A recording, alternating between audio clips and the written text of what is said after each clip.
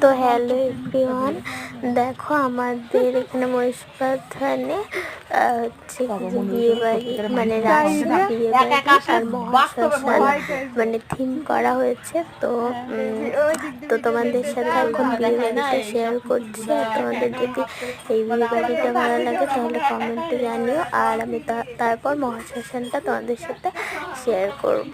তো দেখো মানে পুরো পুতুলগুলো কেমন করেছে, তো খুবই ভালো লাগছে দেখে।